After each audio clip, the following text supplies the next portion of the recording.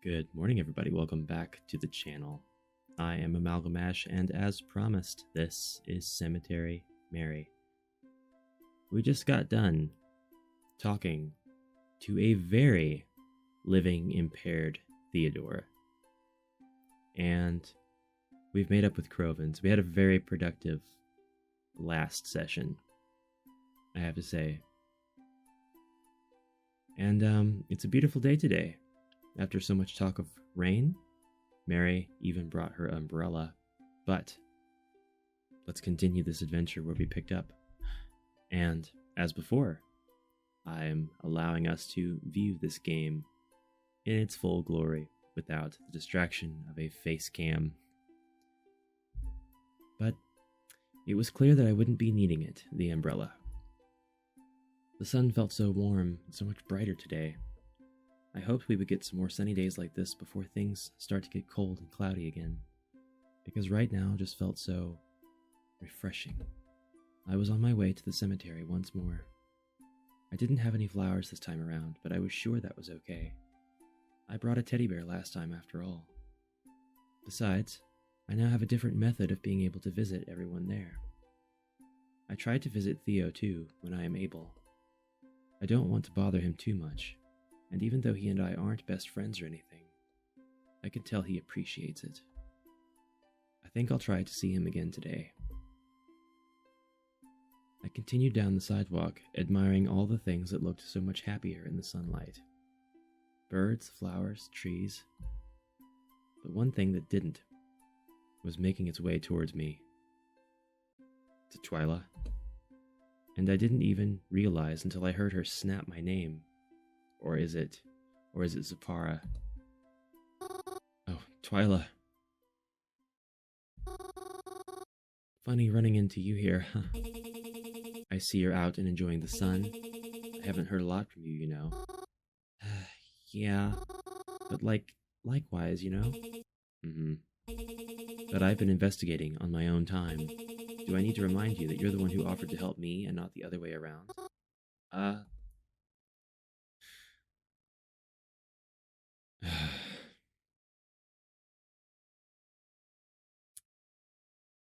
It's choice time.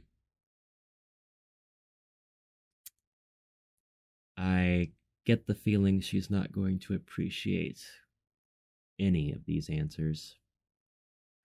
So, I just don't know where to start. Why didn't you message me then? Incompetence is not an excuse. I'm sorry, Twyla. I don't think I can help you anymore. Oh God. Excuse me? Huh? Not help me anymore? You haven't helped me once, and now you've got the gall to back out before you've even started? What's that for, huh? Well, it's just what?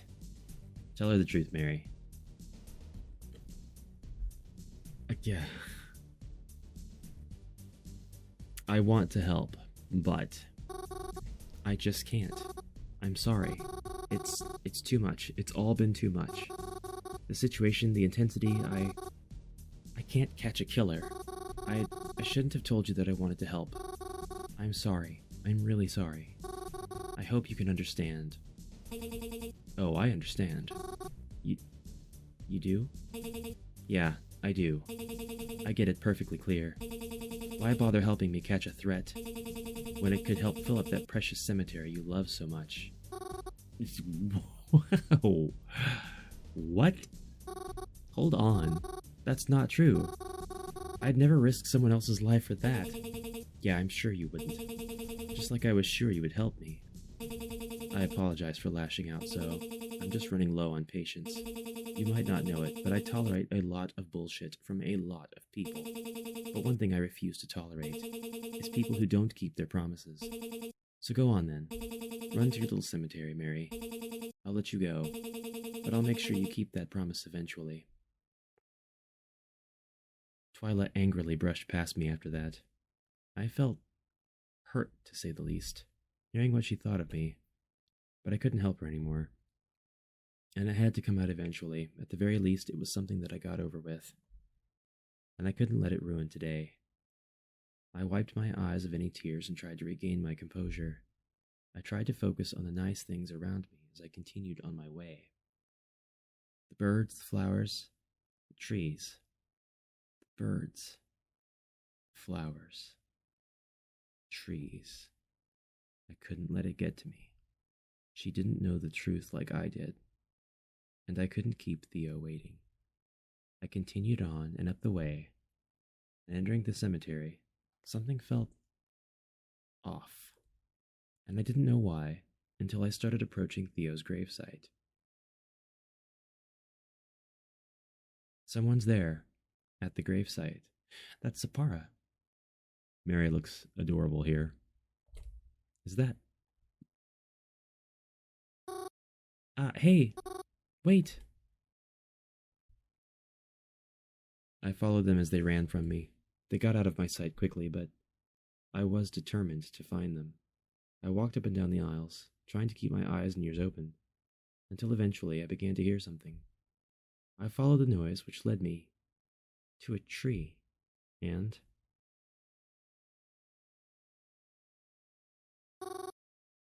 Sapara? What are you doing here? I took a seat beside Sapara, patting down the grass as I did so. She wiped her eyes on her sleeve as I sat. Hi, Mary. Hi, Sapara. Are you alright? Yeah, why wouldn't I be? I think I previously gave her a much more scratchy voice, but I'm going to, drop that. Don't I look fine? You,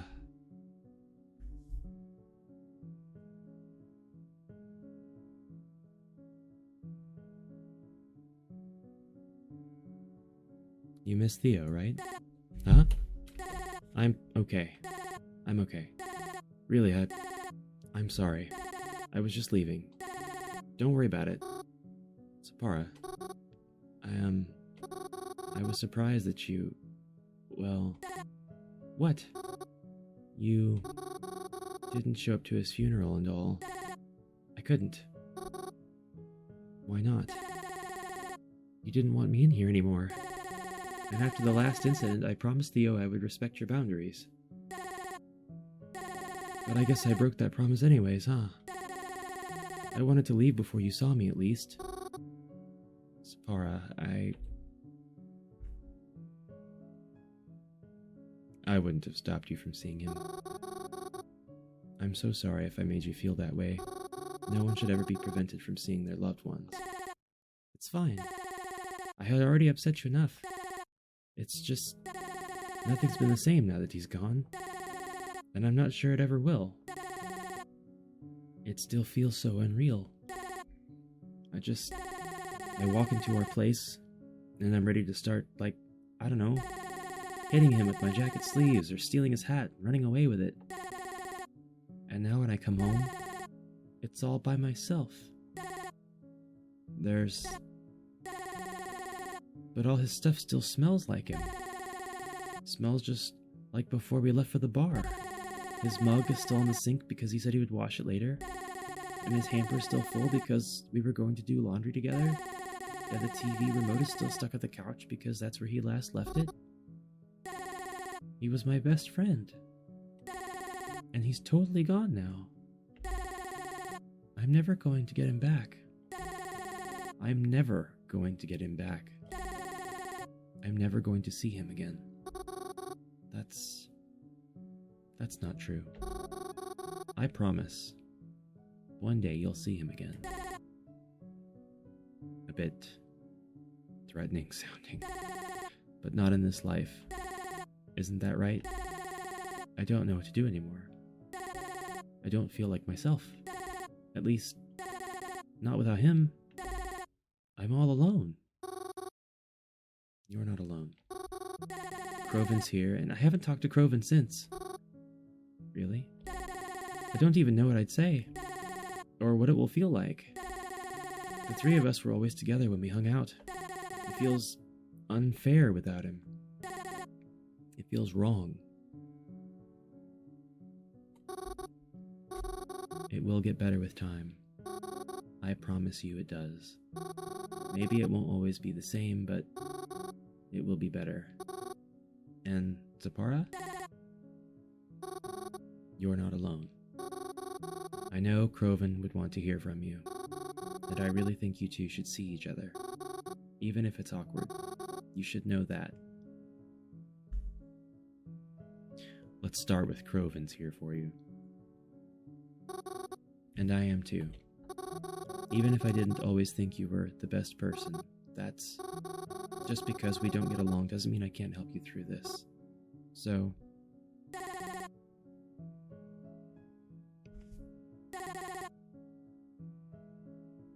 thank you, Mary. I could really use that support right now.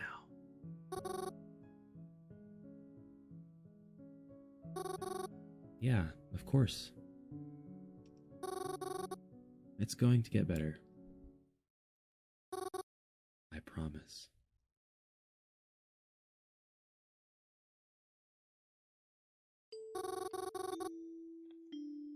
I've got another question for you. I thought you might.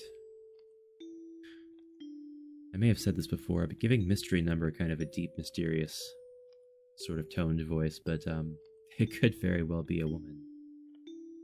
I don't know. Have you ever lost anyone?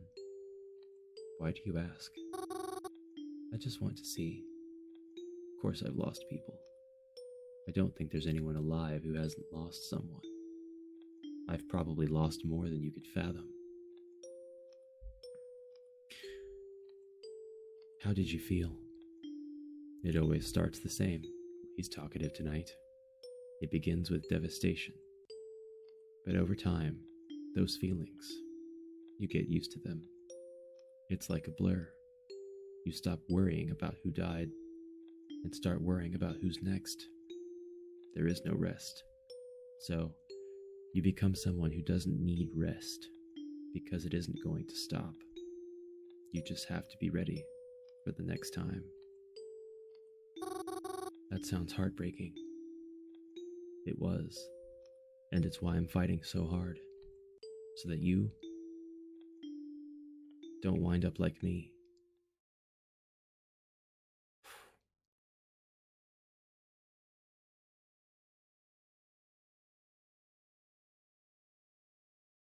It's been a few days. Despite what had happened at the funeral, Croven hasn't really left his room. When I wake up in the mornings, I can hear him stomping about his room. And when I return from having left the cabin, I find no evidence that he's left the cabin at all, let alone his room. I'm so used to him going out every day, but now I feel bad if I'm leaving him home alone. He spends most of the day holed up in his room, door shut tight. I'll knock on it every now and again to check in on him, but there's not much I hear from him outside of that. But today, his door is open, and I think I should check on him. His door had been open just a crack, but I opened it just a bit more to get a better look inside.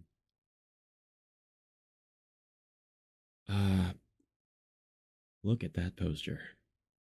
Circulatory disturbance. Wow. He was sitting atop his bed, and without even turning to face me, I heard him say, "I know you're there, Mary. Come on in." We get to see Croven's room. I stepped inside and took a seat on the end of his bed. He didn't seem to have much of a reaction. It's getting a bit late.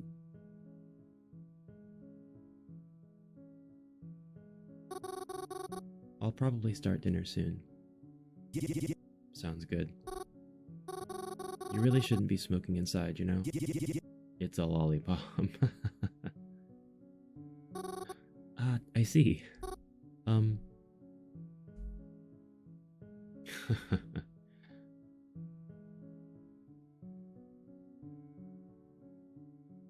You finally hung up your signed poster.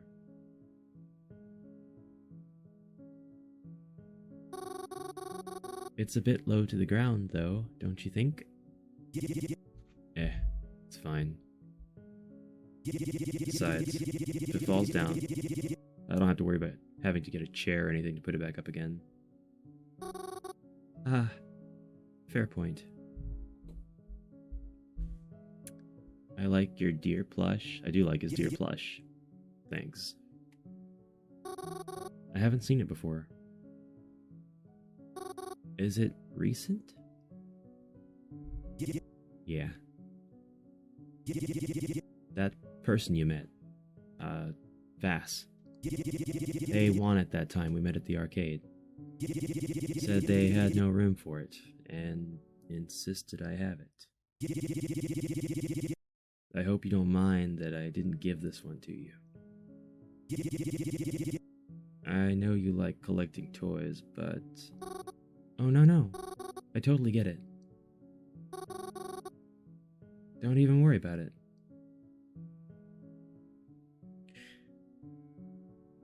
Your flag is upside down. Yeah, I know. I'm not quite sure about... It's because of the ambient lighting in the room. We have skull lights, one of them's cracked, but it looks like it's supposed to be that way. It's really cool. But that could be the pansexual pride flag. I'm not quite sure. Because if it were, then the center would be yellow. But again, because of the lighting, it could be considered yellow. Or green. I've seen yellow and I've seen green. Oh, alright then. I noticed your hamper is getting full. Mine's been getting a bit full too. Maybe we can do laundry together soon. Yeah. That's probably a good idea. It's strange though. I feel like I just did laundry, and now I have to do it again. It's not like I even wear that many outfits. Yeah, me neither. Alright, let's stop beating around the bush. Huh? What do you mean? Come on. You and I both know you didn't come in here to talk about my laundry or the posters in my room. No, I came here to talk about that cute deer plush. You're here because everything sucks right now and you think we should talk about it.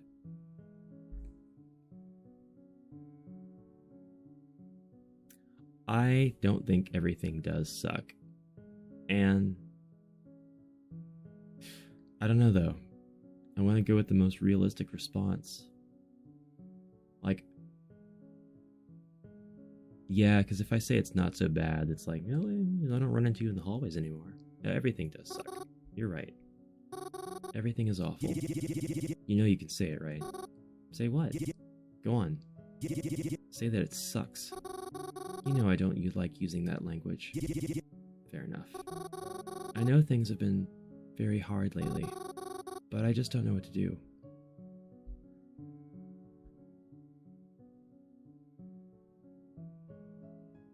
I don't want to do the top one necessarily. I think he would be like, nah, that's bullshit. And I also don't want to say that it feels hopeless. You don't need to do anything to help. How can I help? You don't need to do anything. There's nothing that needs to be helped. I'm fine. You aren't fine. And I'm not fine either. I don't want this cycle to continue, where all we do is feel miserable again and again. Mary.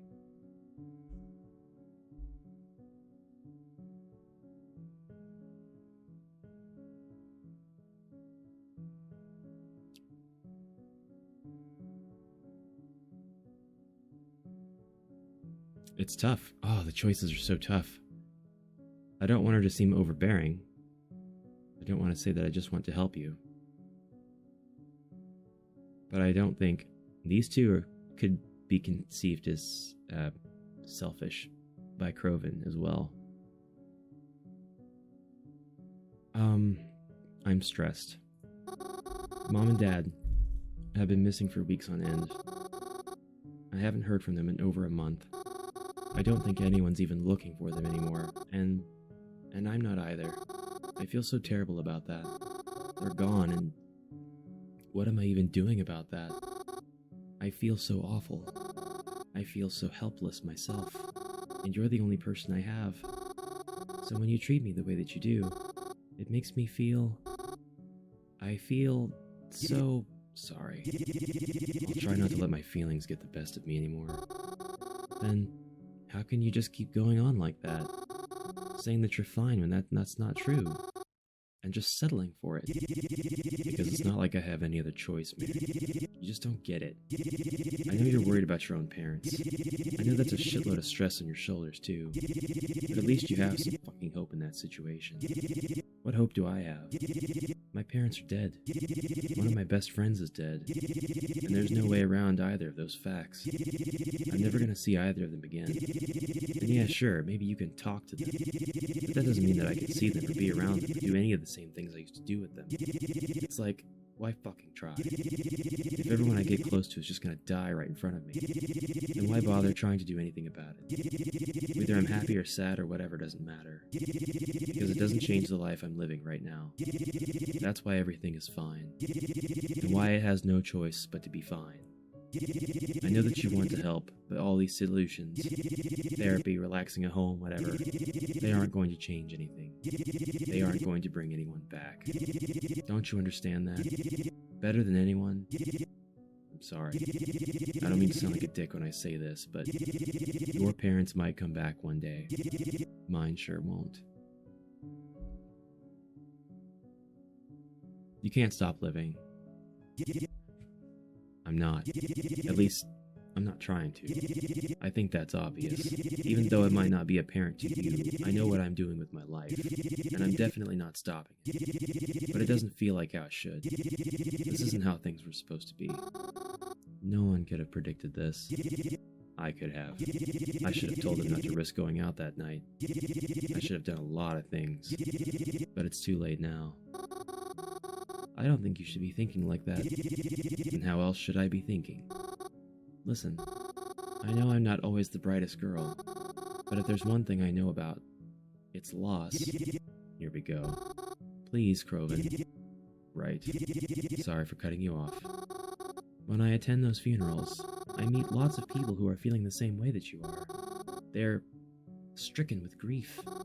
It doesn't matter who died. And the way they express that grief isn't always the same. Some people can't help but to sob. Others seem to stare in disbelief.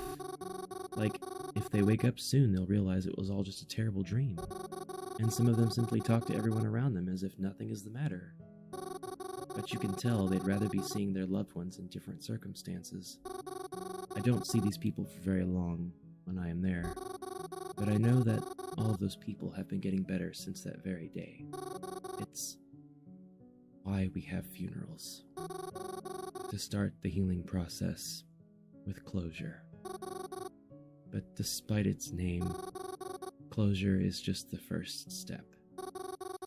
I know that. Everyone deals with loss differently. But I know that grief won't last forever. And I know that processing it doesn't have to be so miserable either. So please, let me try to help you. Maybe if, together, we can acknowledge and embrace the circumstances we're in, it'll be easier to get past them. What if I don't want to? Croven, move on from it. Get past it? Isn't that just the same as forgetting? The reason you go to all those funerals, the reason you visit all those graves, isn't it because you don't want anyone to be forgotten about? How hypocritical of you. Wanting to remember strangers but forgetting the ones we care most about. It's not forgetting. Croven, just because they're gone doesn't mean we're going to forget them. You're right in what you said. I don't want anyone to feel forgotten about. It's why I visit them. But feeling better about it isn't forgetting. Wanting to live a happy life isn't forgetting. I mean, do you think your parents would want this for you? That Theo would want this for you? You can't be afraid of what happens when the grieving is over. Feeling better doesn't mean you forgot how much you missed them. It just means you won't feel as sad when you remember them.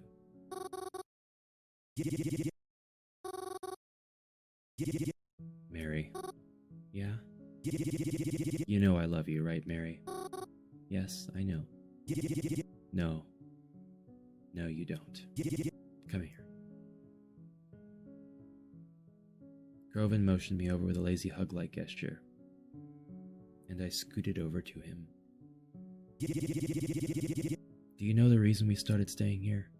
This old piece of shit cabin? No. I was always curious, but I thought it might be rude to ask. It's because... Groven? We wanted to be closer to you guys. That's the only reason. You're joking. That's crazy. You had such a nice home in Hallen City. Hey now, you know what all those folks say about the difference between a house and a home. I know I've been an asshole. And I probably won't stop feeling like one for a while. I can't really explain all my feelings right now. But while we're here, while you're here, I just want to say, after having lost so many people, I'm just glad I haven't lost you yet. I'm glad I haven't lost you either. Ugh. Look what you made. Look what you made me do. You know I hate all that dumb sappy shit. But you got me over here monologuing it. I'm sorry. Yeah, can of Mars. Blech. That was so sappy I could put it on your morning pancakes.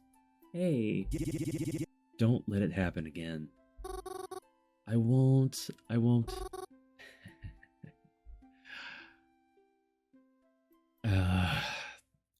What else can we do but end on that note for now?